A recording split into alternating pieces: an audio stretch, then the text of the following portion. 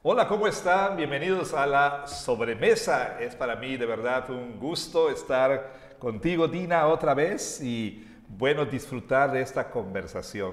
¿Cómo estás, Dina? Bien, gracias, pastor. Bienvenidos a ustedes que nos están escuchando o viendo, donde quiera que estén, en cualquier parte del mundo donde se encuentren.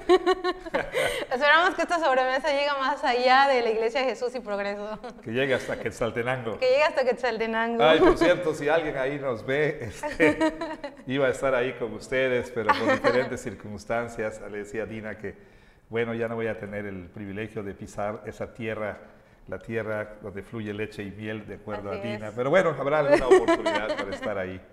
Esperamos que sea pronto, pastor. Bienvenidos, estamos en el episodio número 5, temporada número 2, pastor. Ya vamos avanzando y ya llegamos al capítulo número 7 de Corintios. Así es, así es. El pastor empezó un subtema de la gran serie de Corintios. Bueno, una serie dentro de la serie. Una serie, exacto. Dentro de la serie, así como una subtrama. Llamada Matrimonio, Divorcio, Nuevo Matrimonio. Que vale la pena otra vez decir que el título es exactamente igual al título de un libro del doctor Jim Newheiser. Vaya, lo estoy diciendo tal cual. Obviamente la serie de predicaciones no es una exposición de ese libro, pero me pareció interesante el título. Y lo escogí, en lugar de tratar de tener otro, ¿verdad? Pues dije, bueno, vamos a usar este porque pues Pablo aborda esos temas en el capítulo 7 de Corintios, de Primera de Corintios. Así es, y es que ya empezó a hablar de temas específicos, ¿verdad, pastor? Y ahorita, pues usted empezó a exponer sobre el matrimonio, y ya Pablo empezó a abordar algunas verdades, realidades que estaban pasando los corintios, y enseñanzas sobre el matrimonio, las relaciones sexuales, Exacto. Soltería, y Ah, pues... perdón, algo que quiero mencionar que creo que es importante, como fue el caso de la serie pasada, una ética sexual cristiana, quizá algunos sienten que no estoy realmente, digamos por ejemplo el tema del matrimonio, ¿sí? No estoy diciendo todo lo que quizá pudiera decirse acerca del matrimonio, porque estoy tratando de exponer lo que Pablo dice en este capítulo. Entonces no es como que una conferencia, ¿sí? No es como que estoy abordando necesariamente el tópico del matrimonio y hablar de él a partir de toda la enseñanza de la Biblia y decir, bueno, todo lo que pudiera, como dije hace ratito, decir acerca del matrimonio, ¿no? Entonces, conforme avancemos en el capítulo, pues vamos a ir tocando los temas que están relacionados precisamente con el tema de matrimonio, de soltería, de nuevo matrimonio. Por ejemplo, Pablo en los versículos 8 al 9 empieza a hablar acerca de la soltería y luego habla del divorcio y después vuelve al asunto de la soltería y luego vuelve a hablar acerca de, pues, que no está diciendo que no es bueno casarse, etc. Entonces vamos a tratar de seguir lo que Pablo está diciendo, o sea, el flujo del pensamiento del apóstol Pablo, pero por supuesto vamos a tratar de hacer conexiones con lo que él dice en todo el capítulo. Y si usted quiere saber algo de lo mucho que dice la Biblia sobre el matrimonio, divorcio, soltería, pues no se pierda estas sobremesas, no se pierda los sermones que están también en el canal de YouTube, en este canal, porque una de las cosas que mencionaba el pastor es que todos como creyentes tenemos el deber de tener una correcta perspectiva bíblica sobre estos temas que ahora son muy controversiales. O sea, ya matrimonio ya no es valorado como antes, la soltería ahora es exaltada muchas veces. Claro. El otro extremo es despreciar la soltería. Y también hay mucho tabú al respecto del divorcio, ¿verdad? Dentro de la misma iglesia, pero pues Pablo nos va a decir mucho, no todo de lo que la Biblia habla al respecto de estos temas, pero pues sí. Y pastor, tenemos preguntas bueno. Para esta sobremesa. Una de las cosas que usted estuvo abordando acerca del matrimonio es la importancia de que, pues el dos personas ya están casadas, se pertenecen exclusivamente, y usted lo mencionó constantemente en el sermón, y hay un versículo en particular que puede sonar un poco controversial en nuestra cultura. Cuando Pablo dice, la mujer no tiene potestad sobre su propio cuerpo sino el marido, ni tampoco tiene el marido potestad sobre su propio cuerpo sino la mujer. Esto quiere decir que es exclusivamente en el aspecto sexual. Es una pregunta. Si este versículo es específicamente solo en el aspecto sexual, ¿qué pasa si la mujer quiere tomar una decisión dentro del matrimonio sobre su cuerpo? Tendría que consultarle a su esposo, ¿tiene el derecho su esposo de tomar decisiones al respecto? Claro, claro. Muy buena pregunta. Creo que deberíamos comenzar por señalar que Pablo está reaccionando a la cultura que imperaba, por supuesto, en ese tiempo, la cultura en la que vivían estos corintios, estos cristianos corintios, y en general en el mundo grecorromano, en donde, a grosso modo, ¿no? El hombre tenía pleno derecho sobre la mujer y él podía hacer de ella lo que quisiera. De hecho, aparte de sus esposas, podían tener alguna concubina, alguna esclava, y hay historias realmente impactantes de esclavas que se convirtieron al cristianismo, ¿no? Y que sufrieron horrores, ¿no? En cuanto a los abusos a los que estaban sujetas. Bueno, eso en otro momento podemos platicar al respecto. Pero mi punto es que Pablo está diciendo, aun aquellos que eran, digamos, moderados en cuanto a entenderse como los amos y señores de la mujer, ¿no? Lo que Pablo está diciendo es que hay una mutua sumisión, una mutua responsabilidad, una mutua posesión en el matrimonio. Pablo dice, así como el hombre tiene potestad sobre el cuerpo de la mujer, también la mujer tiene potestad sobre el cuerpo de su marido. Ahora, algo que es importante entender es que cuando dos personas se unen en este pacto matrimonial, como la Biblia dice, ellos llegan a ser una sola carne. Y yo recuerdo que una frase que mi amigo Wilbur Madera siempre dice es, si tú no estás dispuesto a renunciar a tu privacidad, no estás dispuesto a renunciar a esa libertad que tenías, o que tienes, perdón, siendo soltero, entonces no te cases, ¿verdad? No te cases.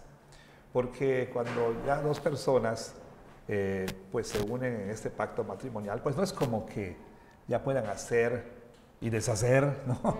Sin tomar en cuenta a la otra persona. No es como si, bueno, pudieran tomar decisiones sin tener en cuenta lo que piensa la otra persona.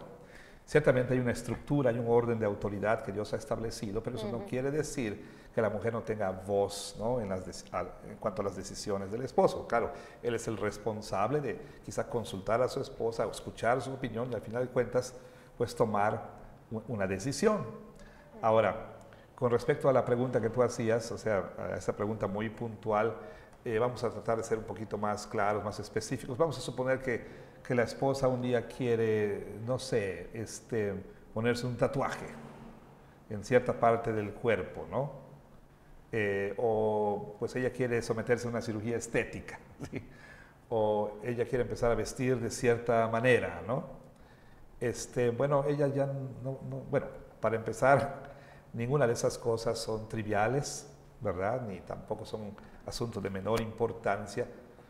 Digo, no por el hecho de que la persona sea soltera, puede vestirse de una manera provocativa, ¿verdad?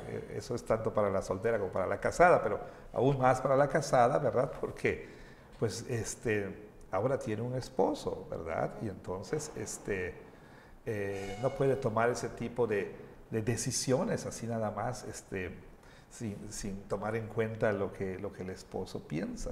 Entonces, para ser muy claro, bueno, sí, eso va más allá del asunto, digamos, sexual, ¿verdad? Esto va, como dije, tiene que ver con este tipo de decisiones también sobre vestimenta, sobre cuestiones de modificación del cuerpo, etcétera, ¿no? Claro, eso se puede llevar al extremo, y algunos pudieran pensar que lo que estoy diciendo aquí es que cada vez que se vaya a vestir la esposa o cada vez que vaya a comprar ropa tiene que mostrarle al esposo para que él dé el sello de aprobación, ¿no? No, definitivamente no estamos diciendo esto, ¿verdad? Que ella no pueda vestirse a menos que el esposo diga, sí, sí puedes, ¿no? Aunque yo quisiera hacer un paréntesis en eso, que quizá no va a decidir sobre, vaya, qué estilo. No, claro, pero a eso iba. Pero pues sí puede preguntarle si es modesto o no. Sí, por supuesto, a eso iba. De una mujer cristiana, bueno, se supone que ya de por sí estaría gobernada por la enseñanza de la Escritura. Y recuerda, el sometimiento últimamente no es al marido, es al Señor. O sea, se somete a su esposo porque está sometida al Señor, ¿sí? Entonces, pues sí, claro, amor, ¿te parece esto demasiado escotado? ¿Te parece esto demasiado corto? O sea, y bueno, nunca la mujer debe decir, ¿sabes qué? Este es mi cuerpo y tú no tienes por qué meterte, ¿no? Eso, por supuesto, es impropio de una mujer cristiana y ya no es posible para una mujer casada. Si no querías renunciar a eso, pues no te cases, ¿no?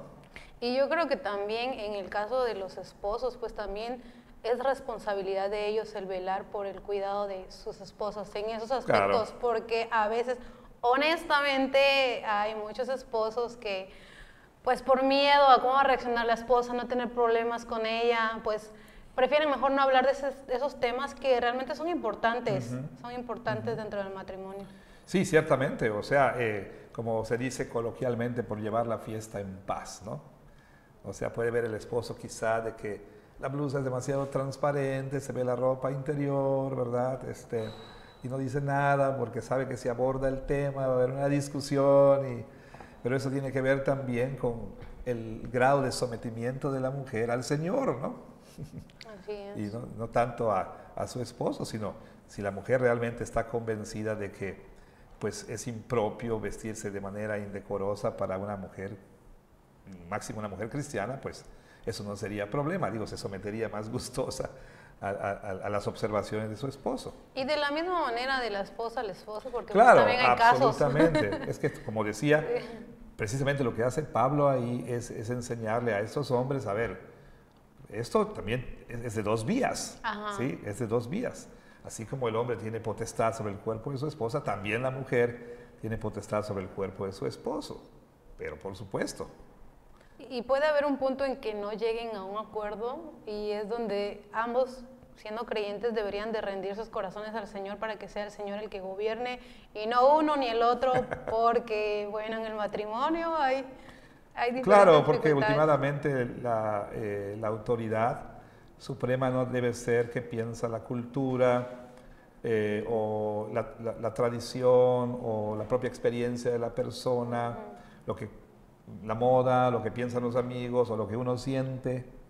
La autoridad última y final es la palabra, o debe ser la palabra. Entonces, en un asunto controversial, bueno, vamos a ver qué dice la Escritura, ¿sí? Para que no sea un asunto de que pues, tú pienses que nada más son mis gustos o es... por ejemplo, hubo fue muy viral este video de un gobernador de un estado del norte, no voy a decir su nombre, ¿verdad? Su esposa, una influencer famosa, y en el video, pues, él está, creo que comiendo costillas, y ella, pues, creo que traía un short o algo así, pero en el video él la regaña, dice, baja, estás mostrando mucha pierna, ¿no? Y se le fueron encima, todo el mundo, ¿verdad? Lo crucificaron, vaya, el mundo entero le cayó encima, ¿no? Por ese regaño a su esposa por estar mostrando mucha pierna, ¿no? Bueno, al margen de si lo hizo en una manera no correcta o lo que sea, digo, al mundo le parece ridículo, ¿no?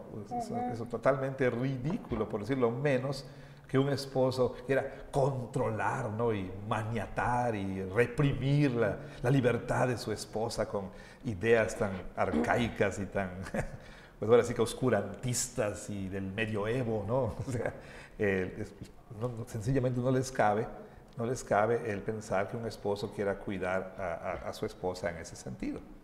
Y es que hay, de verdad, en la cultura tan sutilmente a nosotras las mujeres nos bombardean con estos pensamientos feministas de no, o sea, tu cuerpo, tu decisión. Y sí están casados, pero son dos personas individuales y él no tiene por qué meterse en tus asuntos.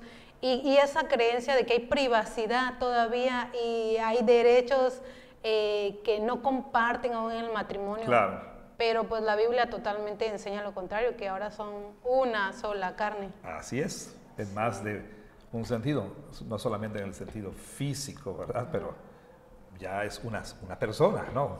Una sola persona, por así decirlo. Y digamos que sus economías se fusionan para avanzar los propósitos del reino, ¿verdad? Sus conocimientos, o sea, todo es pues... vaya, ya los dos funcionan como una sola persona, ¿no? O así debería ser.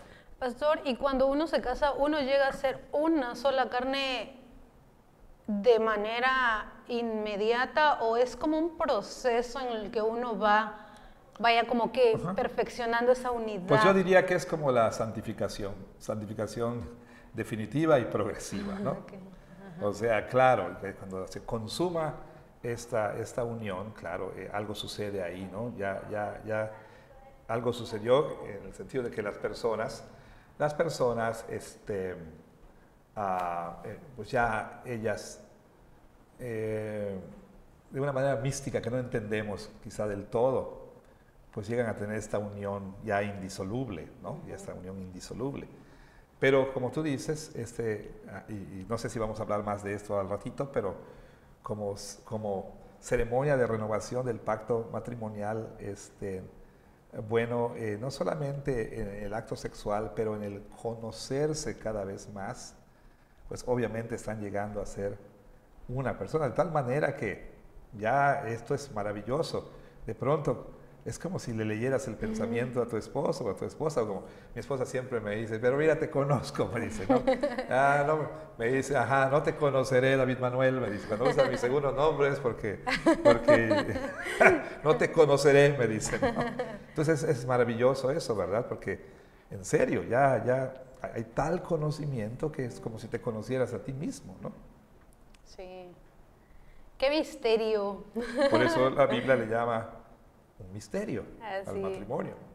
¿Sí? Sí. Y pastor, cuando Pablo dice, bueno, le sería al hombre no tocar mujer, ¿esto es un dicho corintio o era algo que Pablo estaba afirmando como una verdad? Sí, normalmente, como en el caso del capítulo 6, se piensa que eso es lo que Pablo está diciendo. Pablo, el asceta, ¿no? O el ascético, no sé cómo decirle, aquel que está en contra del placer, Pablo el antimatrimonio, ¿sí? En lugar de ser el antivacunas, era el antisexo, antimatrimonio, anti todo eso, ¿verdad? Pero no, realmente no. Él dice, capítulo 7, versículo 1, en cuanto a las cosas, dice, ¿verdad? En cuanto a las cosas de que me escribieron, ahí comillas, ¿verdad? Bueno, le sería al hombre no tocar mujer, bueno, yo les digo esto. Sí, era un dicho, algo que ellos estaban diciendo. Eso de no tocar mujer era un eufemismo aún usado en la cultura, ¿sí? Pero ¿qué quería decir? Bueno, le fuera al hombre no tener relaciones sexuales, ¿sí? Entonces era algo que ellos estaban diciendo, lo escribieron a Pablo, oye Pablo, bueno le fuera al hombre, ¿no? O sea, era algo que ellos estaban creyendo, o por lo menos algunos de ellos. Unos estaban con los otros dichos de cuerpo para el sexo, sexo para el cuerpo, ¿verdad? Y otros estaban con no. Bueno, le fuera al hombre no tocar mujer.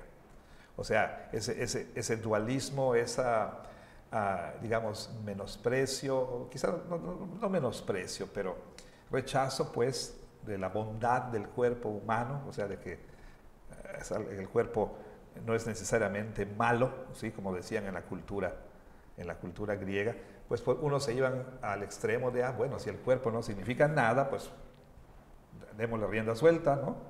Usémoslo y hagamos lo que querramos, total va a ser destruido. Y otros decían, no, precisamente lo contrario, ¿verdad? No debes darle ningún placer al cuerpo, todo debe ser espiritual, ¿no? Entonces, sí, era por lo menos algo que algunos en la iglesia estaban creyendo. Pastor, entonces Pablo está abordando estos extremos de exaltar la sexualidad, las relaciones sexuales. Exactamente. Y menospreciar las relaciones sexuales. O sea, son dos extremos. Sí, ciertamente, ciertamente. Así. ¿Por qué deberíamos nosotros tener una correcta perspectiva sobre las relaciones sexuales dentro del matrimonio? ¿Qué es lo que Pablo nos dice al respecto? Sí, bueno, en la serie anterior vimos que nosotros tenemos que pensar cristianamente, por supuesto, acerca de la sexualidad. Y en la sección anterior, pues se abordaba el asunto de por qué no tener relaciones sexuales fuera del matrimonio. Y ahora Pablo está hablando aquí de por qué sí tener relaciones sexuales dentro del matrimonio. El problema, y bueno, tú ya lo mencionaste, bueno, aludiste a esto, el problema es que, una vez más, estamos oyendo más a la cultura que a la escritura, ¿no?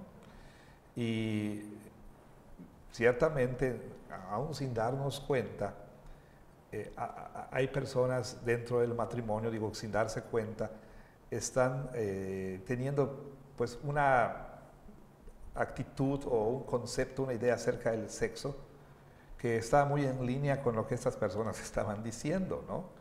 ¿Qué quiero decir? O sea, el tener una perspectiva en cuanto al sexo como un mal necesario, ¿sí? Reducirlo nada más al aspecto procreativo,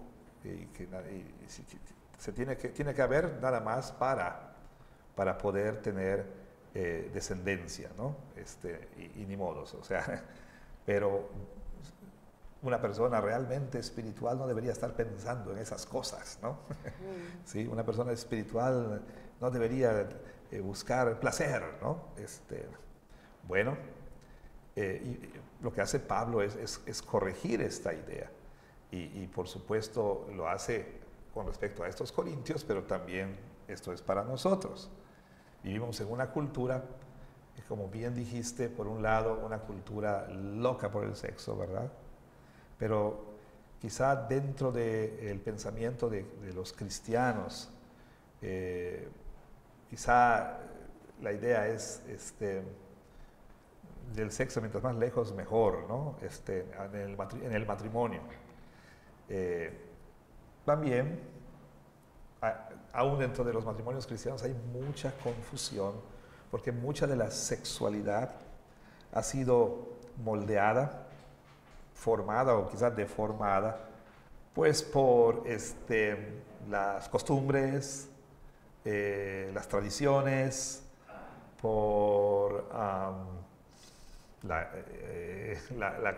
cultura, los terapeutas sexuales, los psicólogos, pornógrafos profesionales, Hollywood, ¿sí me explico? Y entonces hay mucha confusión con respecto al lugar de la sexualidad dentro del matrimonio. Sí. Estamos escuchando algunos ruidos aquí, ¿verdad? Algo está sucediendo. Algo está sucediendo aquí. Pero bueno, alguien se ruborizó y... No, bueno, pero a donde voy con todo esto es que los cristianos y los matrimonios cristianos deberíamos pensar bíblicamente acerca de la sexualidad.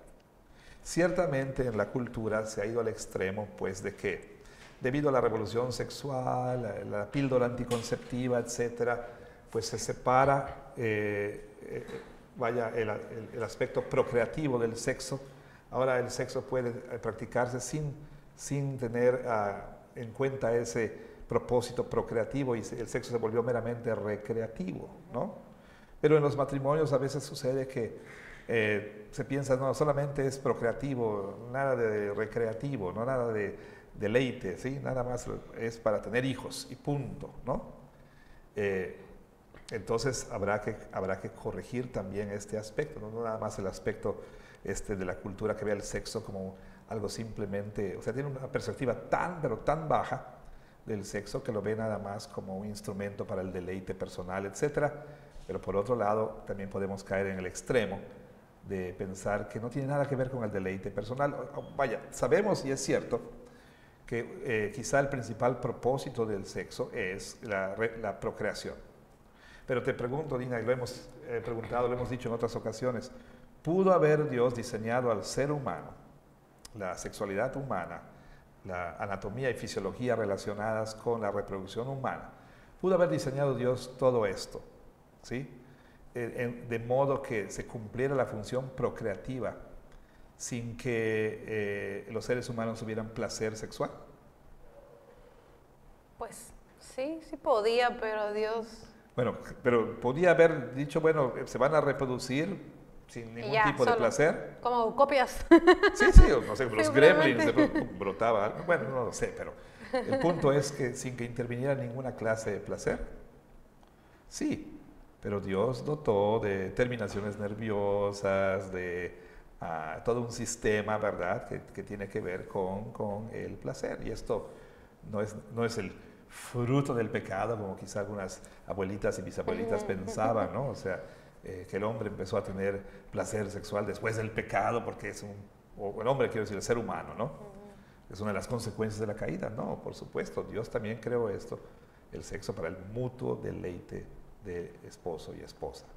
Y una de las cosas que pues usted exponía el domingo es cómo a veces nos vamos a ese extremo de solo procreación, solo deleite, y en la cultura vemos eso reflejado en las películas, en tantas cosas donde nosotros como creyentes también podemos ser bombardeados, o incluso también hay como, bueno, no quiero ser insensible, pero también hay etapas en la vida de la mujer donde menosprecian a sus esposos o viceversa, y no se ve las relaciones sexuales como un acto de servicio mutuo, donde ambos se deleitan en deleitar a su esposo. Y lo dijiste muy bien, se deleitan en deleitar. Y esa es la clave. Porque yo creo que tiene que ver, primero que nada, con entender el sexo, como decíamos en el sermón del domingo, como esta ceremonia de renovación del pacto, ¿sí? Cuando Dios instituye el pacto matrimonial, está la ceremonia, el voto, el pronunciamiento del voto, de los votos, ¿verdad? El juramento que se hace, y entonces viene la ratificación de ese juramento con la consumación sexual, la unión sexual. Y cada vez que esposo y esposa están juntos en ese sentido, eso debería ser una ratificación de la promesa, del juramento. Soy tuyo completamente, exclusivamente, y permanentemente, ¿no? Es una reafirmación de esa promesa, ¿sí? De ese juramento. Es una reafirmación mutua, ¿no? Entonces, así hay que entender, entre otras cosas, ¿verdad?, el sexo. Pero tristemente, lo que la cultura ha hecho, y tristemente los cristianos podemos nosotros también seguir esas ideas, de que el sexo tiene que ver con autorrealización, ¿verdad?, con performance. ¿Qué quiero decir con performance? O sea, bueno, primero que nada, hablemos de autorrealización.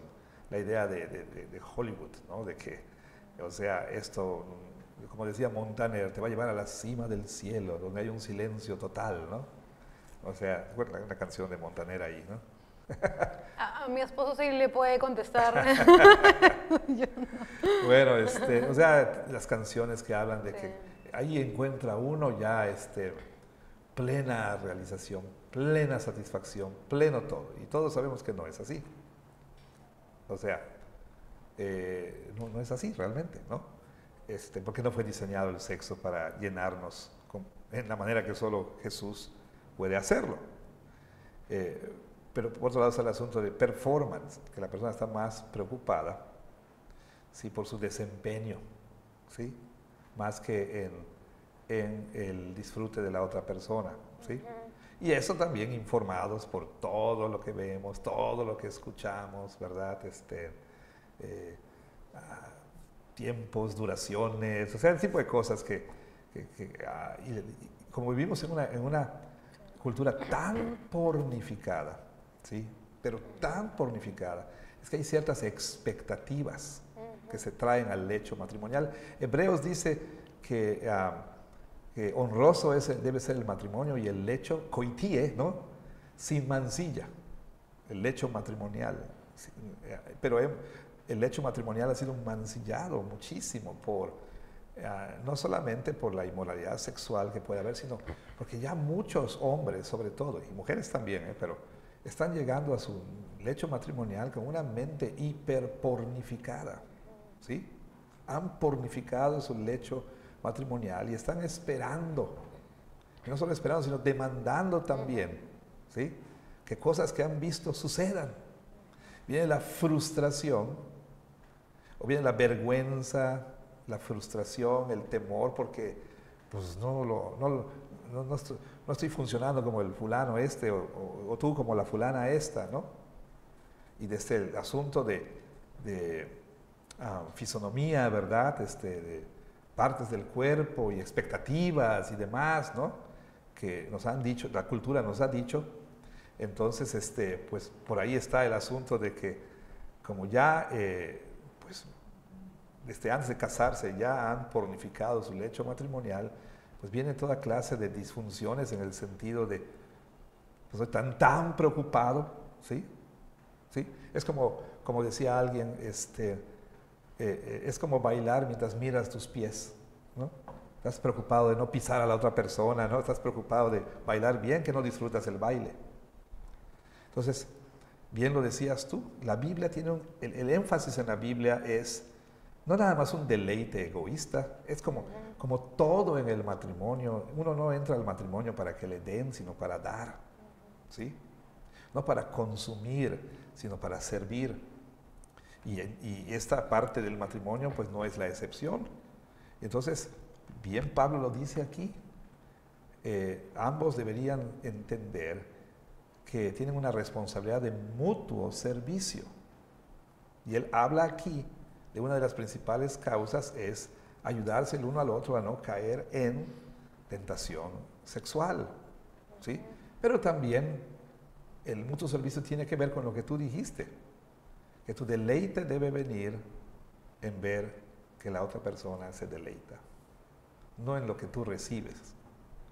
Y entonces uno debe verse como siervo. Yo sé que causó mucho... bueno, todavía hoy en la mañana escuchaba a alguien que decía... Mucha controversia. La frase que dije, sí, que somos sexo servidores, pero a la luz de lo que dice Pablo, ¿es o no es verdad? Es que quizás no es la mejor forma de decirlo. Claro, la cultura nos ha impregnado del significado de esas palabras que lo escucha uno en el sermón y se queda así como que... Sí, porque pues, se está imaginando la persona, la hermana que tiene que vestirse como una prostituta, o sea, no estoy diciendo nada de eso, ¿verdad? Ni que el marido le tiene que pagar por eso, ¿no? O sea, imagínense que ahora las esposas empiezan a decir, pues me debes tanto, ¿no? O sea, a sus esposos. No, eso quise decir, lo digo con todo respeto, y quizá no fue la mejor manera de expresarlo, pero nos servimos en el matrimonio, se supone que debemos servirnos no solo aquí, sino en todas las áreas, pero esta no debe ser la excepción.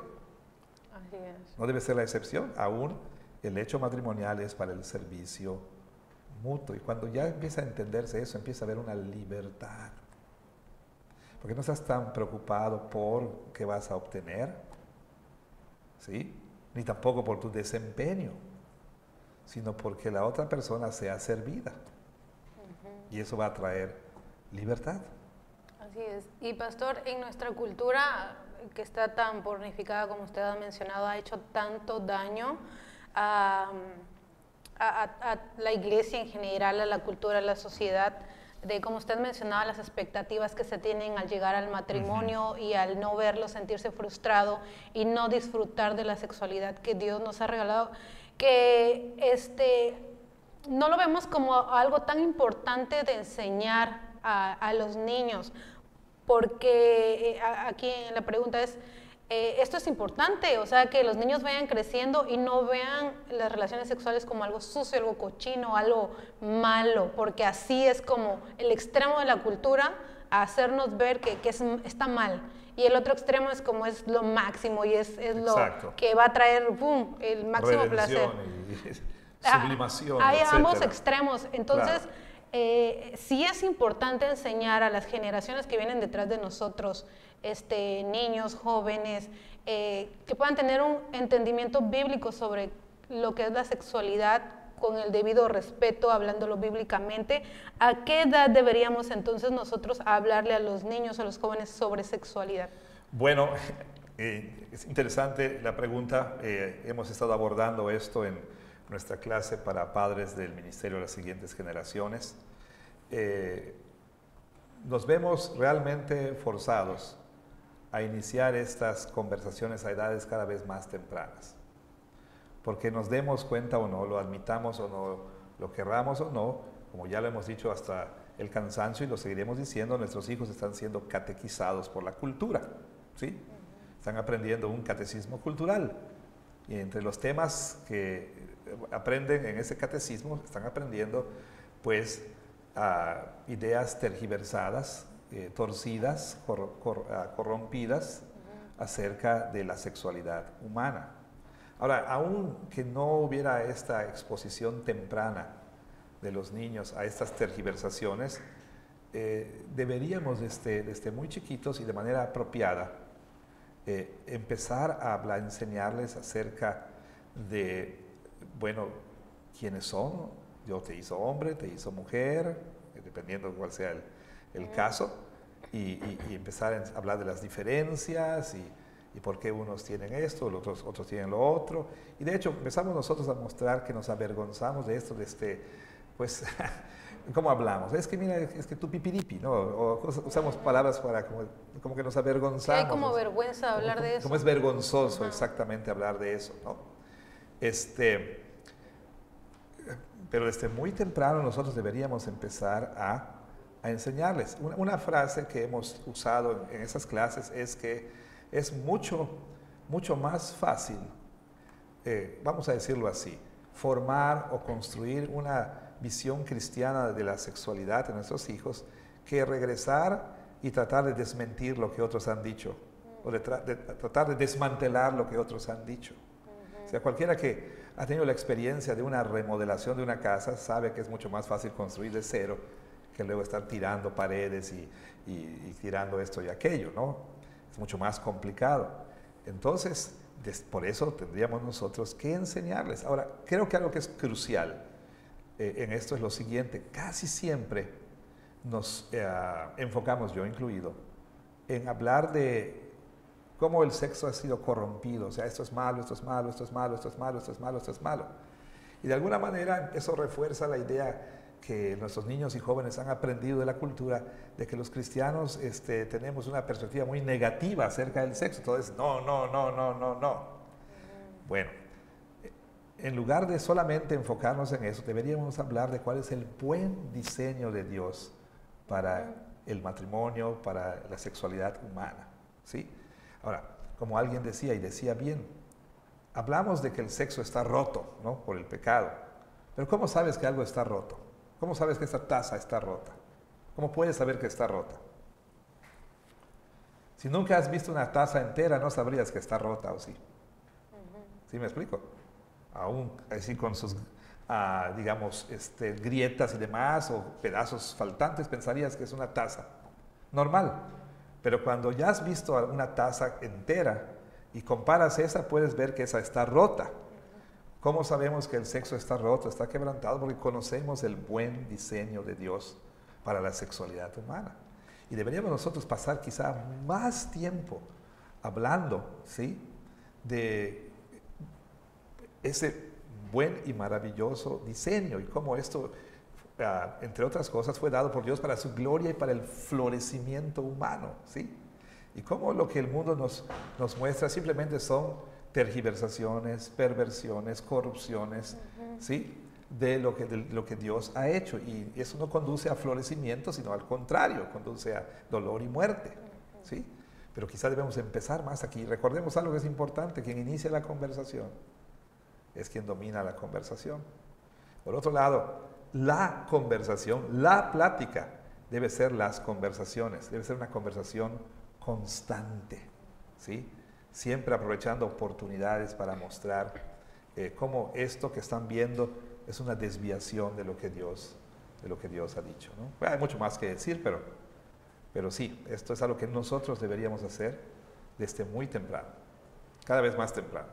Sí, y hablar de lo hermoso, a Dios solo a Dios le pudo haber ocurrido, o sea, las relaciones sexuales. Claro. Y cómo Dios manifiesta su amor hacia la humanidad al permitirnos disfrutar eso dentro de los límites del matrimonio, y cómo debería de verse como algo bueno, como algo santo, como algo puro, como algo sagrado. Pero debido a ese problema que aún los que hemos sido regenerados todavía tenemos, este corazón que Calvino caracterizaba como una fábrica perpetua de ídolos, tomamos los buenos dones de Dios, los pasamos por esta fábrica y hacemos de ellos ídolos. Entonces, como todas las cosas, podemos idolatrar también el sexo, ¿sí? Y quizá también a veces hay no sé cómo decirlo, pero es como culpamos muchas veces de que cuando hablamos de las relaciones sexuales no se habla como algo con respeto, como algo bueno, sino como que, o sea, lo decimos pero no lo decimos, hacemos alusión a eso, pero no lo decimos porque no lo queremos decir explícitamente. Entonces eso también hace ver a los demás, a las generaciones que vienen detrás de nosotros como, ay, ching, no quieren hablar de eso o cosas así. Claro. Entonces también eso afecta la manera en que hablamos al respecto, la percepción que tienen los demás sobre qué debería de ser, cómo deberíamos de ver las relaciones sexuales. Sí, definitivamente, definitivamente. Y pastor, hay memes, lemas culturales, en los que escuchamos muchas veces que lo que más, bueno, aquí nos dijeron, lo que más me gusta a mí de mi relación es cuando nos peleamos, porque luego nos reconciliamos. Entonces se ven las relaciones sexuales como una moneda de cambio. ¿Cómo esto afecta en cómo respondemos o usamos este don de Dios, claro, dentro del matrimonio? Sí, yo creo que también es importante reconocer algo que es verdad. Los problemas en el matrimonio pueden reflejarse en el lecho matrimonial, ¿sí? Vaya, como decía alguien, los problemas en el lecho matrimonial no empezaron en el lecho matrimonial, ni se arreglan ahí. Y más bien pueden trazarse a otras cosas más profundas que están ocurriendo en el matrimonio. Y sí es cierto que entonces la renuencia, cada vez más, las relaciones cada vez más esporádicas, empiezan a ser un reflejo de algo que está sucediendo en el matrimonio.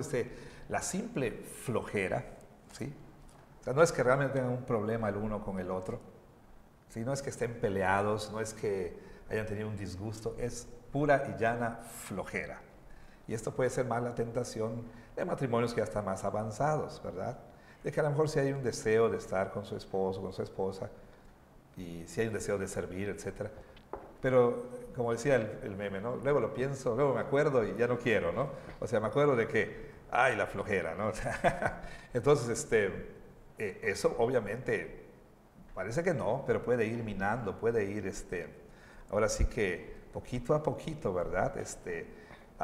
Erosionando un matrimonio.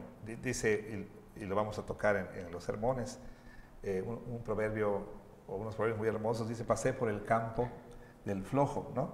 Y estaba lleno de hierbas, estaba ahí lleno de maleza.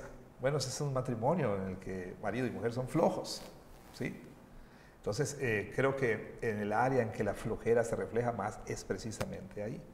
Obviamente también puede ser un problema de, pues, hay un maltrato, ¿sí?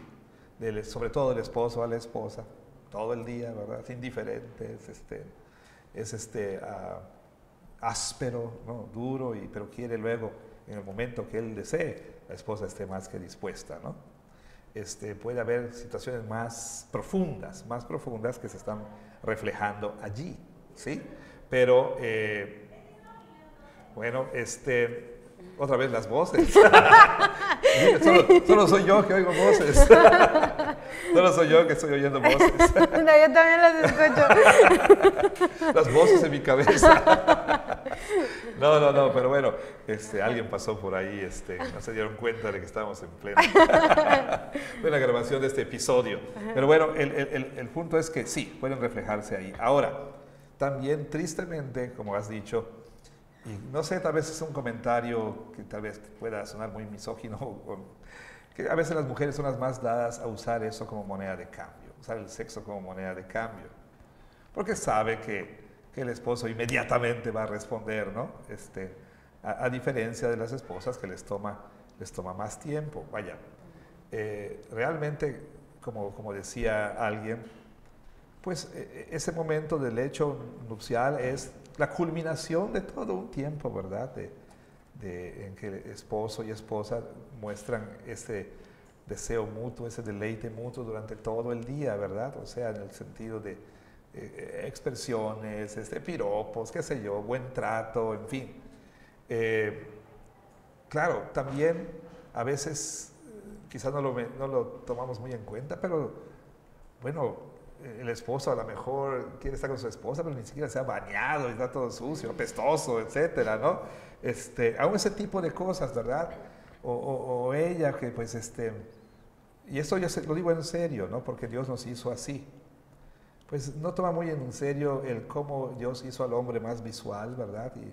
Y no procura, digamos, estar en una manera que sea para el deleite de su esposo, ¿no? A lo mejor, como se dice aquí en México, toda fodonga, ¿verdad? Etcétera. Aún ese servicio debería mostrarse sé que Dios hizo así a mi esposo y voy a hacer que se deleite, sus ojos se deleiten en mí, ¿no?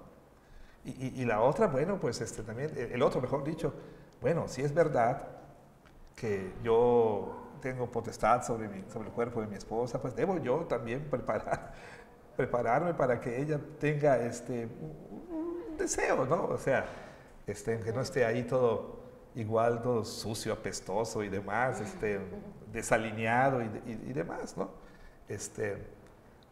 Tiene que ver con muchas cosas, ¿verdad? Pero vuelvo al punto, ¿sí? Entendiendo el sexo, entre otras cosas, como un servicio mutuo, ¿verdad? Como un servicio mutuo, no es si tengo ganas o no tengo ganas, ¿no? Claro, debe haber la comprensión, debe haber, estoy dispuesto a dejar mi deseo a un lado si veo que está muy cansado, muy cansada, o sea, debo realmente yo estar consciente y decir, bueno, que descanse mi esposo, ¿no? Pero, por otro lado, lo decía en el sermón, hemos oído de todo, ¿verdad? Cuando se trata de poner excusas. Y Pablo dice, yo les digo que solamente se abstengan de mutuo consentimiento, y solamente para dedicarse a la oración, tiempos extendidos de oración. Lo hemos oído todo, ¿verdad? Me duele la cabeza, la espalda, me duele el estómago, pero nunca hemos oído voy a orar. ¿Verdad? O sea, entonces, esa mentalidad tiene que haber. La esposa tiene que pensar en proteger a su esposo, ¿sí? Que como la palabra dice, que él se deleite en su propia cisterna, ¿no? Que pueda recrearse, como dice la Escritura. Y la Escritura lo dice, lo digo con respeto, dice, en el seno de su esposa, en los pechos de su esposa, ¿no? Que pueda recrearse en ella y la esposa también en él, ¿no? Y Cantares nos puede enseñar muchísimo en cuanto a ese lenguaje, ¿no? En cuanto a ese mutuo deleite. Porque la primera línea de defensa, como decíamos, es la esposa, es el esposo, ¿verdad? O sea, no quiere decir que esa va a ser la garantía, pero Pablo lo dice claramente aquí, una vez más voy a leer, dice el apóstol Pablo, no se niegue, versículo 4, 5, perdón. No se nieguen el uno al otro, a no ser por algún tiempo de mutuo consentimiento, para ocuparse sosegadamente en la oración y vuelvan a juntarse en uno, para que no les tiente Satanás a causa de su incontinencia. Y después, bueno, Pablo habla de esto, ¿no? Habla más adelante también de bueno, mejor es casarse que andarse quemando porque las tentaciones son fuertes. Pero bueno, hablando aquí del matrimonio, Pablo es bien enfático, ¿sí? Bien enfático. El protegerse a causa de las fornicaciones, dice. ¿Sí? Cada uno tenga su propia mujer, tenga su propio marido. Entonces, eso es bien importante. Las esposas en la iglesia, los esposos tienen que entender, tienen que ver el sexo de esta manera. ¿Sí? Claro, es para extender el reino teniendo hijos, ¿no? Es para el mutuo servicio y el mutuo deleite. Sí, así es, pastor. Y uno crece en intimidad en el matrimonio y a veces hay como un concepto de intimidad solo es cuando se habla de relaciones sexuales, pero la intimidad realmente no mucho más, o sea, es más profundo. Es un medio para ese fin. Ajá. ¿Ok? Pero, ¿qué pasa? Que a veces se ve como un fin, como un fin. Así es, pastor, que el Señor nos ayude a tener una perspectiva bíblica sobre las relaciones sexuales dentro del matrimonio y que lo veamos como algo puro y que podamos comunicar eso a las siguientes generaciones. Y claro, y hay buenos recursos. Uno muy bonito se llama Sexo, Romance y la Gloria de Dios, de C.J. Mahaney, C.J. Mahaney. Es un buen libro precisamente sobre el cantar de los cantares. Es un buen recurso en ese sentido. Yo diría nada más a las parejas en nuestra iglesia que estén experimentando dificultad en esa área, que se acerquen, busquen consejo, busquen ayuda, ¿sí? Busquen ayuda. El asunto no empieza ni termina con el con el lecho matrimonial, ¿sí? No empieza ni termina allí. Puede ser un simple reflejo de algo que está pasando, el egoísmo que está llenando el corazón de la persona, a muchas otras cosas más, ¿sí? Por eso busquen ayuda lo más pronto posible. Así es, porque a veces uno cree que es el único que ha pasado en esas circunstancias, y además, o está pasando esas es un asunto que es vergonzoso, interviene muchísimas cosas, de pronto el machismo, ¿no? Todo está bien, muchas cosas, ¿verdad? Y por eso no buscamos ayuda. Así es. Muchas gracias, pastor. ¿Ya? Hemos terminado No puede ser. este episodio. Apenas estábamos empezando. El episodio número 5. Un poco tal vez accidentado este episodio con algunos ruidos que se colaron aquí a la grabación, pero bueno, esperemos que no sea un asunto que distraiga demasiado. Así es. Muchas gracias, pastor, No, gracias, por Dina. contestar todas las preguntas. Gracias por ver este episodio y los invitamos a que pues vean la próxima sobremesa y puedan ver los sermones también. Si alguien quiere volver a repasar los sermones, pues están aquí en el canal de YouTube y que el Señor los bendiga. Gracias.